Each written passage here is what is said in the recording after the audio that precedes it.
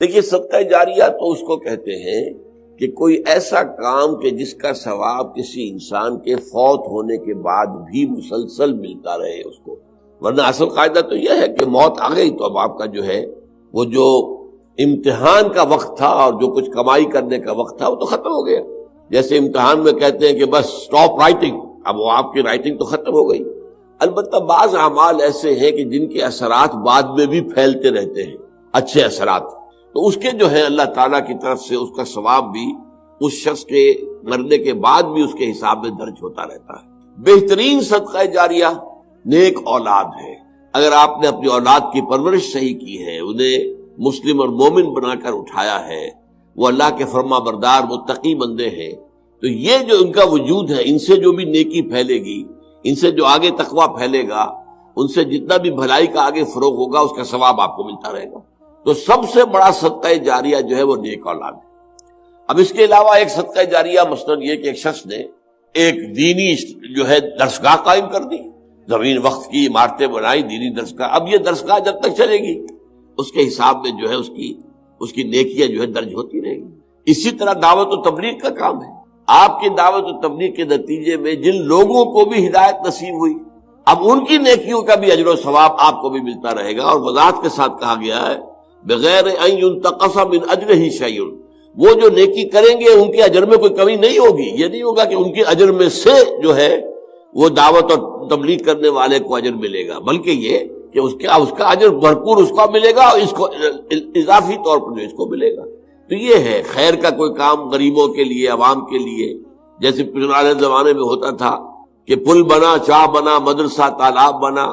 اب اس زمانے میں واٹر سپلائی تو نہیں ہوتی تھی، کہیں کنواں کھود دینا، کہیں راستے پر سبیل ایسی لگا دینا کہ پانی وہاں سے ٹھنڈا جو ہے مسافروں کو ملتی۔ سارے کام جو ہے یہ صدقہ جاریہ ہے۔ باقی اگر کسی نے کسی کو خون دیا ہے اور وہ نیکی کے ارادے سے دیا ہے تو اس کا اجر و ثواب اسے ملے گا، باقی اس میں آگے اس کے کوئی منتقل ہونے کا میرے خیال میں کوئی معاملہ نہیں ہے۔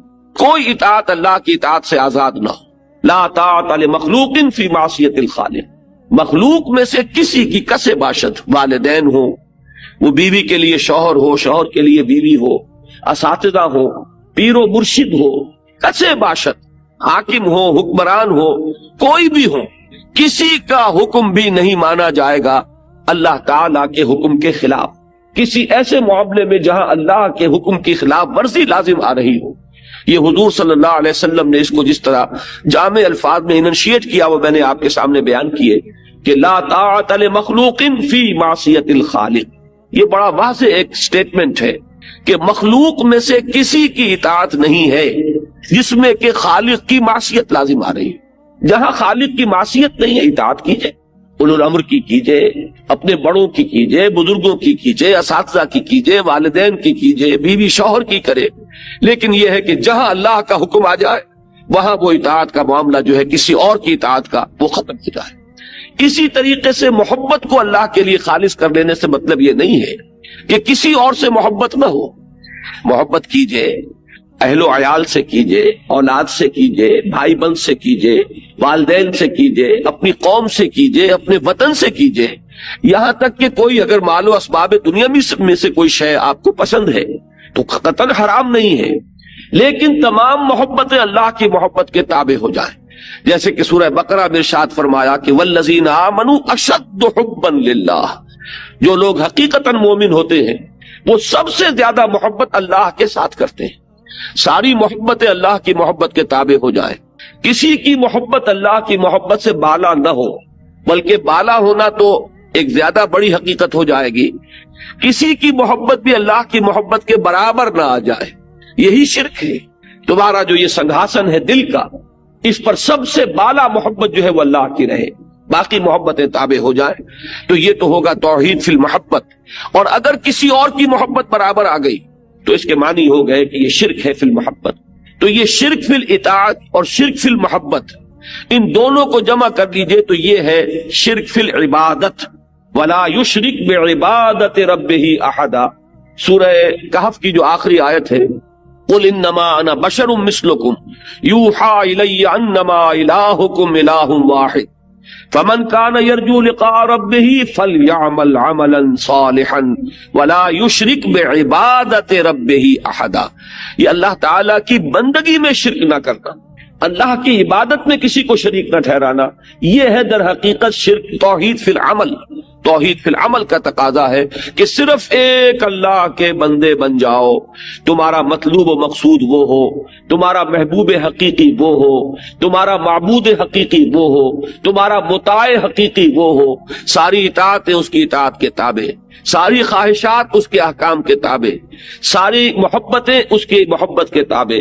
اگر یہ صورت ہے تو انفراد. اب ایک تو وہ خود براہ راست روایت کر رہے حضور سے کہ ہم نے سنا حضرت انس بن مالک رضی اللہ تعالی عنہ خود، لیکن وہ صحابہ بھی ان کی خدمت میں خاص طور پر حاضر ہو کر ان سے اس روایت کو سنتے تھے، اس لیے کہ اس روایت میں ان کا درجہ بہت بلند، ان کو اس سے بہت شغف تھا.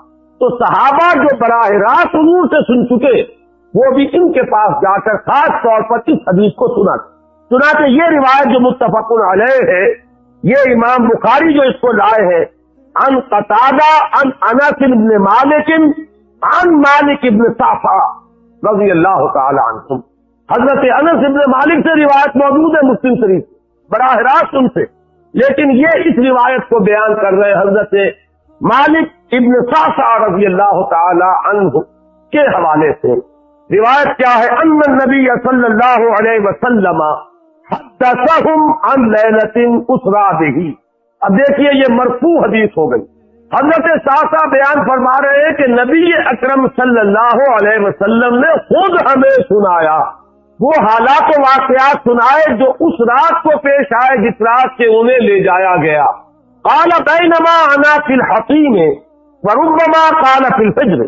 حضور فرماتے ہیں کہ میں اسی اثنا میں کہ میں حطیم میں تھا، اور ایک دوسری روایت میں الفاظ حجر آئے ہیں، وہ بھی کہتے ہیں اسی حصے کو. مضطجعا، میں لیٹا ہوا تھا. اذ اتانی آتن، کہ اچانک میرے پاس ایک آنے والا آیا. یہ آنے والے کون ہیں؟ حضرت جبرائیل. یہ بات میں واضح ہو جائے گا. فشق ما بین ہذہ الی ہذہ. حضور نے اشارہ فرمایا، اس نے یہاں سے یہاں تک میرا سینہ چاک، یعنی من سفرت نہرہ الی شعرتہ. یہ جو گڑھا ہے حلق کا گڑھا، یہاں سے لے کر تیرے ناف تک سینہ چاک کیا. فاستخرج قلبی، اور میرا دل نکالا. ثم اعطیت بکف من ذهب مملوء ایمانا فغسل قلبی. پھر ایک کف لایا گیا سنہری جو ایمان سے مملوء تھا، بھرا ہوا تھا، تو پھر اس کے ذریعے سے میرے اس قلب کو، سینے کو دھویا گیا. ثم غسل ثم اعید وفی روایت، اس کے بعد اس کو لوٹا دیا گیا اور پھر وہ زخم بھی سی دیا گیا. ایک روایت میں آتا ہے ثم غسل البطن بماء زمزم ثم ملئ ایمانا وحکمتا. اسی طریقے سے پورے پیٹ کو بھی صاف کیا گیا ماء زمزم سے، اور اس میں بھی ایمان اور حکمت بھر دیے.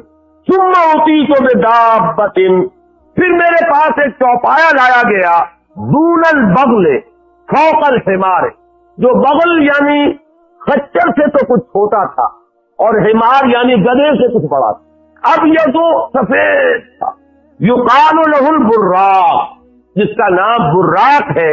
وَيَضَعُ خَطْوَهُ عِنْدَ أَقْصَى طَرْفِهِ، اور اس کا ہر قدم اس کی حد نگاہ پر جا کر پڑتا تھا.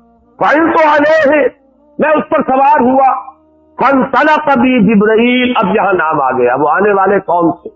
پھر چلے میرے ساتھ حضرت جبرائیل حتی اتی السماء الدنیا، یہاں تک کہ وہ آسمان دنیا تک پہنچ گئے، جو پہلا آسمان. اب یہاں دیکھیے وہ روایت میں جو زمینی سفر کا درمیانی حصہ ہے وہ رہ گیا. دوسری روایات سے ہم اس کو جوڑ کر جمع کہ پہلا زمینی سفر ہے، مسجد اقصیٰ تک پہنچے ہیں. وہاں جا کر روایت میں آتا ہے میں نے وہی اپنے اس خچر کو باندھا، براق کو، جہاں انبیاء باندھا کرتے تھے، اور پھر وہاں میں نے نماز ادا کی. بہت سے لوگ جمع ہوئے، میں منتظر تھا کہ کون نماز پڑھائے گا، کہ جبرائیل نے میرا ہاتھ پکڑ کر مجھے آگے کیا. میں نے نماز پڑھائی. اور پھر جبرائیل نے مجھے بتایا کہ یہ تمام انبیاء تھے جو اس دنیا میں مبعوث ہوئے ہیں اور آج آپ نے ان سب کی امامت کی۔ یہاں سے پھر شروع ہوا ہے وہ دوسرا سفر۔ لیکن جب پہلے آسمان تک پہنچے فاستفتح، انہوں نے دستک دی، کھلوانا چاہا۔ قیل من ھذا، پوچھا گیا کون ہے؟ قال جبرائیل، انہوں نے جواب دیا جبرائیل۔ قیل ومن معک، پوچھا گیا کہ آپ کے ساتھ کون ہے؟ دیکھیے یہاں ذہن میں رکھیے گا، اس امکان کو کوئی شخص مسترد نہیں کر سکتا کہ ان ملائکہ کے علم میں ہو، لیکن پھر بھی پوچھ رہے۔ قانون قانون ہے، دروازے پر دستک دینی ہوگی، آئیڈینٹی ڈسکلوز کرنی ہوگی، چاہے علم میں ہو۔ جج جو ہے وہ اپنے علم کی بنیاد پر فیصلہ کبھی نہیں دے گا، وہ تو مقدمے کی سماعت ہوگی، شہادتوں کی بنیاد پر فیصلہ ہوگا۔ ذاتی علم کی بنیاد پر کرنا ہے تو وہ خود کسی اور عدالت میں اس مقدمے کو منتقل کرے اور وہاں گواہ کی حیثیت سے پیش۔ تو قانون قانون ہے۔ پوچھا گیا آپ کے ساتھ کون ہے؟ قال محمد صلی اللہ علیہ وسلم۔ قیل وقد ارسل الیہ، پوچھا گیا کیا انہیں بلایا گیا ہے؟ قال نعم، انہوں نے فرمایا ہاں۔ قیل مرحبا بہ فنعم المجیب جاء ففتح فلما خلصت، اس کے بعد کہا گیا مرحبا ان کے لیے، تہنیت ہے، مبارکباد ہے، خوش آمدید ہے، کیا ہی اچھے ہیں وہ جو لائے گئے ہیں۔ پھر وہ سمائے دنیا جو ہے اس کا دروازہ کھولا گیا، میں اس میں داخل ہوا، فیضا فیہا آدم، میں نے دیکھا وہاں حضرت آدم تشریف فرما۔ فقال ھذا ابوک، جبرائیل نے کہا یہ آپ کے جد امجد ہیں، فسلم علیہ، ان کو سلام کیجئے۔ فسلمت علیہ، میں نے انہیں سلام کہا۔ فرد السلام، انہوں نے سلام کا جواب دیا۔ ثم قال مرحبا بالابن الصالح والنبی الصالح، خوش آمدید ہے، مرحبا ہے صالح بیٹے اور صالح نبی پر۔ ثم صعد بی، پھر مجھے اور اٹھایا گیا، حتی اتی السماء الثانیہ، یہاں تک کہ جبرائیل پہنچ گئے دوسرے آسمان تک۔ فاستفتح، پھر وہی سوال و جواب ہے، میں ترجمہ نہیں کروں گا۔ قیل من ھذا؟ قال جبرائیل۔ قیل ومن معک؟ قال محمد۔ قیل وقد ارسل الیہ؟ قال نعم۔ قیل مرحبا بہ فنعم المجیب جاء ففتح فلما خلصت، جب یہ سارا اس کارروائی کے بعد داخل ہوئے ہیں دوسرے آسمان پر، فإذا یحییٰ وعیسیٰ وہو ابنا خالۃ، وہاں میں نے دیکھا کہ یحییٰ اور عیسیٰ ہیں اور یہ خالہ زاد بھائی۔ قال ھذا یحییٰ وھذا عیسیٰ فسلم علیہما، فسلمت فردا، ثم قال مرحبا بالاخ الصالح والنبی الصالح، انہوں نے بھی کہا خوش آمدید اور مرحبا ایک صالح بھائی اور صالح نبی کو۔ یہاں نوٹ کیجئے، حضرت عیسیٰ اور حضرت یحییٰ یہ بنی اسرائیل میں تھے، لہذا حضور کو اپنا بیٹا نہیں کہہ سکتے، بھائی کہہ رہے۔ آدم جد امجد ہے، انہوں نے بیٹا کہا۔ مرحبا بابن الصالح والنبی الصالح، وہ نبی تو ہے، سب کہیں گے نبی، لیکن کوئی بھائی کہے گا، کوئی بیٹا کہے گا۔ ابراہیم بیٹا کہیں گے، موسیٰ وہ بھائی کہیں گے جن کی نسل سے آپ نہیں، وہ جو براہ راست نسل چلی آ رہی ہے اس میں جو ذکر کرے گا وہ بیٹے کے نسل۔ ثم صعد بی الی السماء الثالثہ فاستفتح قیل من ھذا؟ قال جبرائیل۔ قیل ومن معک؟ قال محمدا۔ قیل وقد ارسل الیہ؟ قال نعم۔ قیل مرحبا بہ فنعم المجیب جاء ففتح فلما خلصت اذا یوسف، قال ھذا یوسف فسلم علیہ، فسلمت علیہ فرد، ثم قال مرحبا بالاخ الصالح والنبی الصالح۔ اب مجھے ترجمے کی ضرورت نہیں ہے، ایک مرتبہ بات آپ نے سمجھ لی، اب تیزی کے ساتھ میں اس حدیث کو پڑھ دینا چاہتا ہوں۔ ثم صعد بی، پھر مجھے اور بلندی پر لے جایا گیا، حتی اتی السماء الرابعہ فاستفتح قیل من ھذا؟ قال جبرائیل۔ قیل ومن معک؟ قال محمد۔ قیل وقد ارسل الیہ؟ قال نعم۔ قیل مرحبا بہ فنعم المجیب جاء ففتح فلما خلصت فاذا ادریس، فقال ھذا ادریس فسلم علیہ، فسلمت علیہ فرد، ثم قال مرحبا بالاخ الصالح والنبی الصالح۔ یہاں ملاقات ہوئی حضرت ادریس علیہ الصلوۃ والسلام۔ ثم صعد بی حتی اتی السماء الخامسۃ فاستفتح قیل من ھذا؟ قال جبرائیل۔ قیل ومن معک؟ قال محمد۔ قیل وقد ارسل الیہ؟ قال نعم۔ قیل مرحبا بہ فنعم المجیب جاء ففتح فلما خلصت فإذا ہارون، قال ھذا ہارون فسلم علیہ، فسلمت علیہ فرد ثم قال مرحبا بالاخ الصالح والنبی الصالح ثم صعد بي حتى اتى السماء السادسه فاستفتح قيل من هذا قال جبريل قيل ومن مات قال محمد قيل وقد ارسل اليه قال نعم قيل مرحبا به فنعم المجيء جاء ففتح فلما خلصت فاذا موسى قال هذا موسى فسلم عليه فسلمت عليه فرد ثم قال مرحبا بالاخ الصالح والنبي الصالح چھٹے آسمان پر یہ حضرت موسیٰ سے ملاقات. فلما جاوزت تو بتا جب میں آگے بڑھا تو حضرت موسیٰ روئے. قیل ما یبکیک ان سے پوچھا گیا کہ آپ کو کیا چیز رلا رہی ہے. قال ابکی لأن غلاما بعث بعدی کہ مجھے اس بات پر رونا آ رہا ہے یہ نوجوان محمد صلی اللہ علیہ وسلم یہ میرے بہت بعد ان کی بعثت ہوئی ہے. يدخل الجنة من امته اکثر ممن يدخلها من امتی میرے بہت بعد آنے کے باوجود ان کی امت میں سے جنت میں داخل ہونے والوں کی تعداد میری امت کے مقابلے میں بہت زیادہ ہو. بہرحال اپنی امت کا خیال تو ہے, وہ شفقت جو نبی اور رسول کو اپنی امت پر ہونی چاہیے وہ ہے بتمام و کمال. اسے معاذ اللہ کسی حسد پر معمول نہ کیجیے, بلکہ وہ جو احساس ہوا ہے اپنی امت کی محرومی کا وہ ہے کہ جس نے حضرت موسیٰ علیہ السلام پر یہ کیفیت تعریف کی. ثم صعد بی پھر مجھے اور بلند کیا گیا الی السماء السابعۃ ساتویں آسمان پر. فاستفتح قیل من ھذا قال جبرائیل قیل ومن مات قال محمد صلی اللہ علیہ وسلم قیل وقد بعث الیہ قال نعم قیل مرحبا به فنعم المجیء جاء فلما خلصت فاذا ابراہیم قال ھذا ابوک ابراہیم فسلم علیہ فسلمت علیہ فرد السلام ثم قال مرحبا بالابن الصالح والنبی الصالح. حضرت ابراہیم نے پھر استقبال کیا خوش آمدید صالح بیٹے اور صالح نبی کے لیے. ثم رفعت اب ذرا یہاں نوٹ کیجئے گا یہاں سوئد تو نہیں آیا, سوئد ابھی نہیں آیا, رفعت پھر مجھے اور بلند کیا گیا الی سدرۃ المنتہی. یہ سدرہ منتہا ہے جس کا ذکر ہے سورۃ النجم. یہاں میں چاہتا ہوں کہ وہ آیات ذرا آپ کو سنا دوں.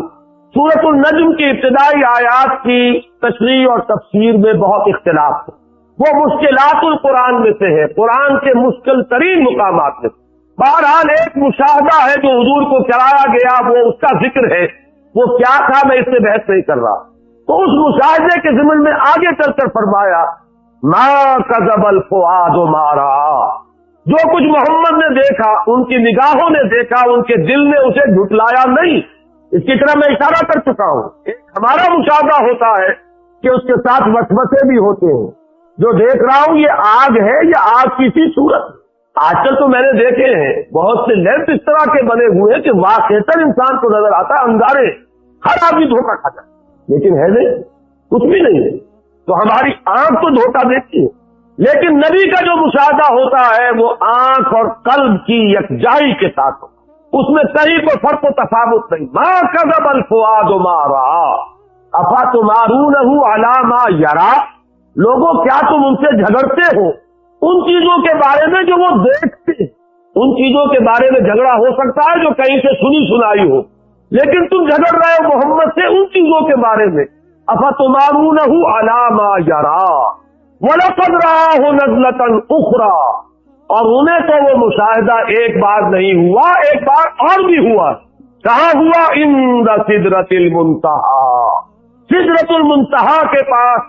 عندہا جنت المأویٰ, اسی سدرۃ المنتہی کے پاس جنت مأویٰ ہے, وہ جس کا وعدہ کیا گیا ہے, جو ٹھکانہ بنے گی اللہ کے نیکوکار بندوں کا, جس میں وہ رہے گا ہمیشہ ہمیشہ. فادخلوها خالدین, وہ بھی وہی ہے. اب یہاں نوٹ کر لیجئے جن احادیث میں جنت کے احوال اور ان کے مشاہدات آئے ہیں وہ وہی تو ہے, اس لیے اس کے مشاہدات ہیں. اس روایت میں ان کا ذکر نہیں. سدرہ عربی زبان میں کہتے ہیں ایک بیری کے درخت کو. منتہا یہ انتہا سے ہے, جہاں جا کر کوئی چیز ختم ہو جائے. یہ سدرۃ المنتہا کیا ہے, خیر یہ تو ہم تو کیا سمجھیں گے, ابھی میں عرض کروں گا. قرآن مجید نے یہاں ایسا انداز اختیار کیا ہے کہ ہر شخص یہ جان لے کہ یہ میرے فہم سے بالا تر ہے. ذکر ہو رہا ہے، واقعہ ہے، بیان کرنا ضروری ہے، لیکن تم اس کی حقیقت تو سمجھ نہیں سکتے۔ منتہا یہ کس اعتبار سے ہے؟ یہاں سے آگے مخلوق کا ذکر گزر نہیں، یہ انتہا ہے، یہاں سے آگے جبرائیل بھی نہیں جا سکتا۔ اور یہاں نوٹ کیجئے، اس سے آگے جانے کا کہیں محمد رسول اللہ کا بھی ذکر نہیں۔ یہ ہماری شاعری میں ہے کہ اس سے بھی آگے حضور گزر گئے، قرآن مجید میں، حدیث میں کہیں ذکر، حضور بھی یہیں تک گئے۔ البتہ ذہن میں رکھیے، اس کے بارے میں یہ وضاحت آتی ہے، وحی الہی بھی یہاں نازل ہوتی ہے اور یہاں سے فرشتے لیتے، جو چیز اترتی ہے وہ بھی اولاً یہاں بلا واسطہ، آگے کوئی واسطہ نہیں۔ یہ وہ حریم کبریا ہے، اس حرم میں داخلہ نہیں، یہاں وہی بھی آئے گی تو یہاں سے لے لیں گے ملائکہ اور نیچے لے کر جائیں، اور جو کچھ عالم خلق کی کوئی شے آئے گی وہ بھی یہیں تک، اس سے آگے۔ لہذا یہاں نوٹ کیجئے، قرآن نے بھی وہاں ذکر کیا تو سدرۃ المنتہا کے پار کا نہیں، وَلَقَدْ رَآهُ نَزْلَةً أُخْرَىٰ عِندَ سِدْرَةِ الْمُنتَهَىٰ عِندَهَا جَنَّةُ الْمَأْوَىٰ إِذْ يَغْشَى السِّدْرَةَ مَا يَغْشَىٰ۔ یہ ہے وہ بات جس کی طرف میں اشارہ کر رہا تھا، جبکہ اس بیری کے درخت کو ڈھانپے ہوئے تھا، جو ڈھانپے ہوئے تھا وہ نہ زبان ادا کر سکتی ہے، نہ انسانی زبان میں وہ الفاظ اور حروف ہے کہ جو اس کی تعبیر کر سکے، نہ اس کا کوئی تصور انسان کے لیے ممکن ہے۔ جنت کی نعمتوں کے بارے میں جیسے ایک حدیث میں آتا ہے، ما لا عین رات ولا اذن سمعت وما خطر علی قلب بشر، وہ نعمتیں جو نہ کسی آنکھ نے دیکھی، نہ کسی کان نے سنی، نہ کسی انسان کے دل پر ان کا کوئی خیال تک بھی کبھی آئے۔ اب اسے بیان کرے تو کن الفاظ میں؟ کمیونیکیٹ کیسے ہو؟ کمیونیکیشن تو ہوتی ہے کسی ایسے چیز کے حوالے سے جس کا آپ کو تجربہ ہو، آپ کی دید یا شنید میں آئی ہو، آپ کے ذہن میں اس کا کوئی تصور ہو، اس کے حوالے سے ہو سکتی ہے بات۔ لہذا یہاں دیکھیے انداز کیا ہے، اذ یغشی السدرۃ ما یغشی، تجلیات ربانی کس نوعیت کی، کس کیفیت کی حامل تھی؟ وہ نزول جو ہے تجلیات کا براہ راست جو ہو رہا تھا، وہ ہے اس کا نزول، محبت تجلیات ربانیہ، ان کو نبی اکرم صلی اللہ علیہ وسلم نے مشاہدہ فرمایا۔ ہمارے ہاں جو شاعری ہوتی ہے اس میں مبالغے ہیں، اور ظاہر بات ہے کہ علامہ اقبال بھی بہرحال جو بھی کچھ تھے شاعر بھی تھے، مبالغے کے بغیر شاعری نہیں ہے۔ موسیٰ دے ہو صرف بے یک جلوہ صفات، تو عین ذات میں نگری و تبسمی، موسیٰ کو جلوہ صفات ہی کی وجہ سے بے ہوش ہو گئے، خر موسیٰ صاعقہ، اور تو عین ذات کا مشاہدہ کر رہا ہے صلی اللہ علیہ وسلم، اور تبسم میں ہے، لیکن یہ مبالغہ ہے۔ عین ذات کے مشاہدے کا ذکر کہیں نہیں ہے، نہ قرآن میں ہے نہ حدیث۔ اگرچہ اختلاف ہے، اختلاف صحابہ سے چلا آ رہا ہے، سلف میں ہے، خلف میں ہے، کوئی رائے رکھنا چاہے تو رکھے۔ میں نے اسی لیے شروع میں کہا تھا اس واقعے کا انکار کفر ہوگا، تفصیلات میں توجیہ و تعویل کا اختلاف کفر نہیں ہے۔ ایک رائے یہ بھی ہے کہ شب معراج میں حضور نے اللہ کو دیکھا، براہ راست اللہ کا مشاہدہ ہوا ہے، لیکن ایک رائے زیادہ قوی یہ بھی ہے کہ نہیں، حضرت عائشہ سے جب ذکر کیا گیا انہوں نے فرمایا نور اللہ یرا، اللہ تو ایک نور ہے، اسے دیکھا کیسے جا سکتا ہے؟ آپ نور کے ذریعے سے کسی اور شے کو دیکھتے ہیں، نور اس کو کہاں دیکھا؟ قرآن مجید میں بھی یہاں نوٹ کیجئے، اذ یغشی السدرۃ ما یغشی ما زاغ البصر وما طغی، ابھی اس کے بارے میں بعد میں عرض کروں گا۔ لقد رأى من آیات ربہ الکبریٰ، کیا دیکھا محمد نے؟ آیات ربہ الکبریٰ، کبریٰ جو ہے اس میں تفضیل ہے، عظیم ترین آیات ربانیہ کا مشاہدہ ہوا ہے محمد رسول اللہ، رب کا نہیں، آیات ربانی۔ نوٹ کیجئے زمینی سفر میں بھی کیا لفظ آیا تھا، کیوں لے گئے ہم مسجد اقصی الذی بارکنا حولہ لنریہ من آیاتنا، ہم اس لیے لے گئے تھے کہ اپنی آیات کا مشاہدہ کریں۔ وہاں کبریٰ نہیں آیا، وہ آیات تھی جن کا مشاہدہ ہوا۔ یہ زمینی آیات ہیں، وہ بھی آیات الہیہ ہیں، لیکن جو عظیم ترین آیات الہیہ ہیں وہ ہے جو ڈھانپے ہوئے ہیں سدرۃ المنتہا کو، اور وہ ہے جس کا مشاہدہ کیا محمد الرسول اللہ صلی اللہ علیہ وسلم۔ لقد رأى من آیات ربہ الکبریٰ، یہ تقابل اگر کیا جائے تو غلط نہیں ہوگا۔ اگر اس اعتبار سے فضیلت محمدی ثابت کی جائے تو درست ہوگی کہ ذات باری تعالیٰ کی ایک تجلی جو کوہ طور پر پڑی حضرت موسیٰ، اس کا بھی تحمل نہیں کر سکے، اور یہاں تجلیات ربانیہ کا براہ راست جو نزول ہو رہا ہے سدرۃ المنتہا پر، محمد نے انہیں دیکھا اور بھرپور انداز میں دیکھا اور ان کا تحمل کیا۔ اس اعتبار سے تو فرق و تفاوت قرآن سے ثابت، لیکن اگر یہاں ذات باری تعالیٰ کو لایا جائے تو وہ بلا سند ہے، قرآن میں سند نہیں، حدیث میں سند، ہاں اقوال صحابہ میں سند ہے۔ اب میں یہاں توجہ دلانا چاہتا ہوں کہ عجیب مقام ہے، ما زاغ البصر وما طغى، عجیب کیفیت ہے۔ اس آیت کو سمجھنا جو ہے آسان نہیں ہے جب تک کہ کچھ کیفیات کو پہلے آپ جان لیں۔ ہمارے اپنے مشاہدے کے بارے میں دو چیزیں ہیں، وہ نوٹ کیجئے۔ شوق تو ہے مشاہدے کا، اور شوق اتنا ہے کہ حد ادب سے بھی تجاوز کر رہا، لیکن ظرف اتنا نہیں ہے کہ دیکھ سکے۔ وہ جو اردو کا ایک شعر ہے، مجھے پہلا مصرع صحیح یاد نہیں ہے، کہ غم عمر مختصر کا سبب اور کیا بتائیں، میرے شوق کی بلندی میری ہمتوں کی پستی۔ اس کو ذرا ذہن میں رکھیے، شوق بہت بلند ہے، دیکھنا بہت کچھ چاہتے ہیں، لیکن آنکھیں چکا چوند ہو جاتی ہیں، دیکھ ہی نہیں سکتے۔ ظرف نہیں ہے کہ دیکھ سکے، اگرچہ طبیعت میں شوق اتنا ہے کہ بے ادبی کی حد تک، حد ادب سے بھی تجاوز کے لیے آمادہ ہے، لیکن دیکھ نہیں سکتے۔ اس کو اقبال نے، میں سمجھتا ہوں کہ یہی مقام ہے قرآن کا، کہ جس کی کیفیات کو جیسے عربی میں کہتے ہیں کہ تعرف الاشیاء بازدادھا، کسی شے کی حقیقت کو اس کا جو اینٹونیم ہو، اس کی جو ضد ہو، اس کی حقیقت کے حوالے سے پہچانا جا سکتا ہے۔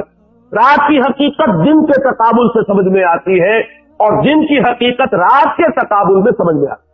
اب دیکھیے اقبال کا وہ شعر جو اس نظم میں ہے، جو میرے نزدیک ان کے اردو کلام کا کلائمیکس ہے، ذوق و شوق، اور اس کے بھی آخری حصے کا شعر ہے یہ۔ عین وصال میں مجھے حوصلہ نظر نہ تھا، در کے بہانہ جو رہی میری نگاہ بے ادب۔ دونوں اعتبارات سے جو ضد ہے اس کو لائے ہے اقبال۔ میری نگاہ میں بے ادبی تھی، میری نگاہ چوری چوری بھی کچھ دیکھ لینا چاہتی تھی جس کا دیکھنا ادب کے خلاف ہے، لیکن حوصلہ نظر نہیں، دیکھ نہیں سکتے۔ عین وصال میں مجھے حوصلہ نظر نہ تھا، گرچہ بہانہ جو رہی میری نگاہ بے ادب۔ اس کو ذہن میں رکھیے، اور اب یہاں دیکھیے، ما زاغ البصر وما طغى، وہ مشاہدہ جو محمد کر رہے ہیں صلی اللہ علیہ وسلم، وہ بحث میں کر چکا مشاہدہ کس چیز کا، ذات باری تعالیٰ کا یا اللہ کی تجلیات خصوصیہ، آیات ربہ الکبریٰ۔ لیکن مشاہدے کی شان کیا ہے؟ نگاہ جمی رہی، یہ ہے ظرف محمد کا صلی اللہ علیہ وسلم۔ نگاہیں چکا چوند نہیں ہوئی، جہاں تیز روشنی ہو نگاہ اس کا تحمل نہ کر سکے، آپ نگاہ ہٹائیں گے۔ ما زاغ البصر، نگاہ ٹیڑھی نہیں ہوئی، کج نہیں ہوئی، جو کچھ دیکھا ہے نگاہ کو ٹکا کر دیکھا، مشاہدہ کیا ہے، بھرپور کیا، پورے ظرف کامل کے ساتھ کیا، پورے تحمل کے ساتھ کیا، لیکن وما طغى، حد سے تجاوز نہیں کیا، بے ادبی کا کوئی امکان نہیں۔ طغى طغیانی، حد سے نکلنا، دریا کو اپنی موت کی طغیانیوں سے کام، کشتی کسی کی پار ہو یا درمیان رہے، یہ طغى ہے، حد سے تجاوز۔ نہ یہاں حد سے تجاوز تھا، وہ مقام ادب بھی ہے۔ العبد عبد وان ترقى والرب رب وان تنزل، بندہ بندہ ہی ہے، وہاں پہنچ کر بھی محمد مقام بندگی سے تجاوز نہیں کر رہے ہیں۔ فاوحى الى عبده ما اوحى، وہاں بھی حال یہ ہے کہ ما زاغ البصر وما طغى، نگاہ نہ کج ہوئی، نہ چندیائی، نہ ہٹی، اور نہ ہی اس سے حد سے تجاوز۔ لقد رأى من آیات ربہ الکبریٰ، انہوں نے مشاہدہ کیا اپنے رب کی عظیم ترین آیات۔ اب ظاہر بات ہے کہ وہ نہ کہنے میں آنے والی باتیں ہیں، اللہ تو کہہ سکتا ہے لیکن ہماری زبان کے الفاظ تحمل نہیں کر سکتے۔ کلام الہی نازل تو ہوا ہے ہماری زبان کے الفاظ، یہ الفاظ اس کا تحمل نہیں کر سکتے، اس لیے اس کو مجمل رکھا، اذ یغشی السدرۃ ما یغشی ما زاغ البصر وما طغى لقد رأى من آیات ربہ الکبریٰ۔ اب یہاں میں آپ کو اس روایت کی طرف دوبارہ لے جا رہا ہوں۔ ثم رفعت الى سدرۃ المنتہی، پھر مجھے اٹھایا گیا سدرۃ المنتہی تک، فإذا ابنتها مثل خلال حجر وإذا برقها مثل آذان الفیلۃ۔ حضور اب ہماری زبان میں کچھ بات سدرۃ المنتہی کی سمجھا رہے ہیں کہ اس کے بیر تو مٹکوں کے سائز کے تھے اور اس کے پتے ہاتھی کے کان جتنے بڑے تھے۔ قال ھذا سدرۃ المنتہی، جبرائیل نے کہا یہ ہے سدرۃ المنتہی۔ فإذا أربعة أنہار نہران باطنان و نہران ظاہران، میں نے وہاں 4 نہریں دیکھی، 2 نہریں تھی کہ جو ظاہر بہ رہی تھی اور 2 وہ تھی کہ جو چھپی ہوئی تھی، خفیہ تھی۔ قلت ما هذان یا جبرائیل، میں نے پوچھا جبرائیل یہ کیا ہے؟ قال اما الباطنان فنہران فی الجنہ، یہ جو ڈھکی ہوئی نہریں جا رہی ہیں یہ تو جنت کی نہریں، ان میں ایک کوثر ہے اور دوسرا سلسبیل۔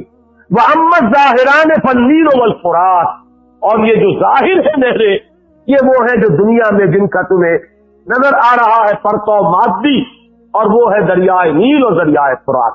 ثم رفع الى البیت المعمور، پھر اٹھائے گئے حضور بیت المعمور تک۔ ثم اعطیت من اناء من خمر واناء من لبن واناء من عسل، پھر میرے سامنے یہ بیت معمور کیا ہے یہ بھی جان لیجئے، یہ در حقیقت اس سمائے سابعہ پر، 7ویں آسمان پر خانہ کعبہ کا اصل جو ہے اللہ کا گھر، جس کا یہ ظل اور سایہ اس دنیا میں ہے، خانہ کعبہ یہ ہے وہ بیت المعمور، جس کے بارے میں ایک اور روایت میں الفاظ بھی آئے ہیں، اس میں روزانہ 70,000 فرشتے داخل ہوتے ہیں، اور جو فرشتہ ایک مرتبہ داخل ہوا ہے آج تک اسے دوبارہ داخل ہونے کی نوبت نہیں آئی۔ اسی طریقے سے وہ فرشتے ہیں جو طواف کرتے ہیں خانہ کعبہ۔ پھر جان لیجئے یہ ہماری نگاہوں سے مخفی عالم غیب کی ایک دنیا ہے اپنی جگہ، چاہے ہمیں نظر نہ آئے۔ پھر میرے سامنے 3 برتن لائے گئے، ایک دودھ کا اور ایک شہد کا اور ایک شراب کا۔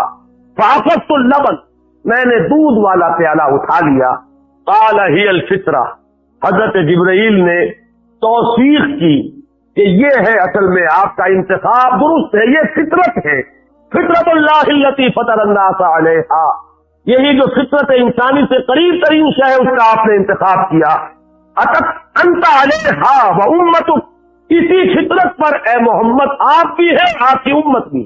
ثم فرضت علی صلوات 50 کل یوم، ایک اور روایت میں الفاظ آئے ہیں، اس میں اس کی وضاحت نہیں ہے کہ 3 چیزیں حضور کو یہاں عطا کی گئی۔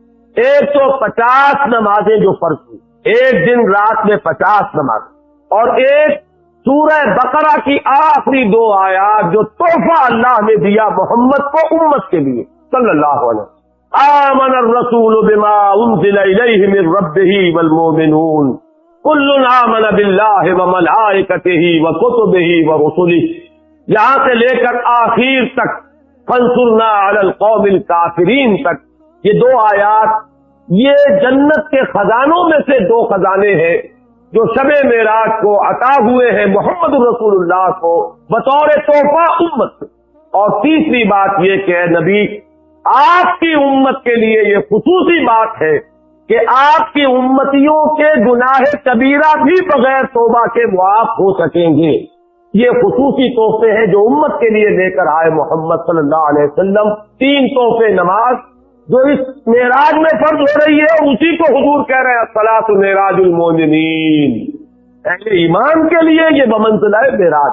اس میں پھر روایت میں تفصیل آ رہی ہے، واپس جب آئے ہیں حضرت موسیٰ سے ملاقات ہوئی اور انہوں نے یہ فرمایا کہ یہ 50 نمازیں بہت ہیں، مجھے تجربہ ہے، تمہاری امت اس کا تحمل نہ کر سکے گی، واپس جاؤ درخواست کرو کم کرو۔ حضور گئے، 10 نمازیں اس میں معاف ہوئی، 40 ہوئی، پھر یہی بات ہوئی، پھر بھیجا حضرت موسیٰ نے، پھر 30 ہوئی، پھر 20 ہوئی، 4تھی مرتبہ پھر وہ 10 اور پھر 5 رہ گئیں۔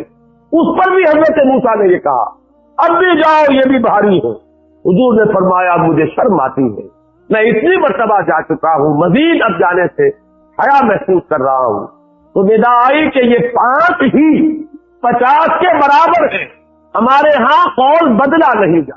یہ 5 جو ہے در حقیقت یہ قائم مقام ہے ان 50 کے کہ جو اولا ہم نے فرض کی تھی، یہ 50 ہی شمار ہوگی اگر ان کا انسان ان پر مداومت اختیار کر۔ میں آخری جملہ آپ کو اس کا سنا دیتا ہوں۔ فَأُمِرْتُ بِخَمْسِ صَلَوَاتٍ كُلَّ يَوْمٍ فَرَجَعْتُ إِلَىٰ مُوسَىٰ فَقَالَ بِهَا بِمَا أُمِرْتُ بِخَمْسِ صَلَوَاتٍ كُلَّ يَوْمٍ قَالَ إِنَّ أُمَّتَكَ لَا تَسْتَطِيعُ 5 صَلَوَاتٍ كُلَّ يَوْمٍ وَإِنِّي قَدْ جَرَّبْتُ النَّاسَ قَبْلَكَ وَعَالَجْتُ بَنِي إِسْرَائِيلَ أَشَدَّ الْمُعَالَجَةِ، میں نے بنی اسرائیل کا حتی الامکان معالجہ کیا، ان کے حالات کو درست کرنے کی کوشش کی، لیکن مجھے تجربہ ہے یہ 5 بھی نہیں جھیلی جائیں گی۔ فرجع الی ربک فاسألہ التخفیف، مزید تخفیف چاہیے لأمتک۔ قال سألت ربی حتی استحییت ولکنی ارضى واسلم۔ قال فلما جاوزت نادى مناد امضیت فریضتی وخففت عن عبادی، متفق علیہ۔ مجھے ندا آئی کہ میں نے اپنے بندوں پر تخفیف کی، اس میں وہ ذکر نہیں ہے، دوسری روایت میں ہے کہ ساتھ ہی وضاحت ہو گئی کہ یہ 5 نمازیں بھی 50 کے برابر ہے، میری بات نہیں بدلی گئی ہے، وہ در حقیقت میں نے اسی 50 کا رتبہ جو ہے ان 5 کو عطا۔ یہ روایت ہے جو متفق علیہ۔ روایات کثیر، جنت اور دوزخ کے جو مشاہدات کرائے گئے وہ بہت تفصیل سے دوسری روایات میں، لیکن کسی اور روایت کا استناد کے اعتبار سے، اسناد کے اعتبار سے وہ درجہ نہیں ہے جو اس روایت۔ باقی میں نے مسلم شریف کی روایات میں سے اور تفاصیل آپ کو سنائی۔ یہ ہے واقعہ، پھر حضور واپس آئے ہیں، وہیں بیت المسجد اقصی میں آئے ہیں، پھر واپس تشریف لائے ہیں، اور اس کا میں بیان کر چکا ہوں دوسری روایات میں کہ وقت بالکل نہیں گزرا، کہیں روک دیا گیا ہے، پوری کائنات کو کہیں تھام دیا گیا۔ یہ بات تو وہ ہے جو آج سے پہلے بھی سمجھ میں آ سکتی تھی کہ شاید کسی ایک جگہ پر پوری کائنات کو روک دیا گیا، وقت بالکل نہیں گزرا کسی کے لیے۔ لیکن جیسا کہ میں نے عرض کیا، اس وقت تو یہ بھی سمجھ میں آتا ہے کہ سب کے لیے وقت گزر رہا ہو اور صرف محمد الرسول اللہ کے لیے درد ہے صلی اللہ علیہ وسلم۔ آج یہ بات بھی سمجھ میں آ سکتی ہے، لیکن یہ ہے کہ قرین قیاس وہی پہلی بات کہ اس میں پورے اس وقت کے لیے وقت کی رفتار کو روک دیا گیا ہو۔ وہ مثلا یاد آ گیا کہ آگے بڑھو یا وقت کی رفتار روک، تو یہ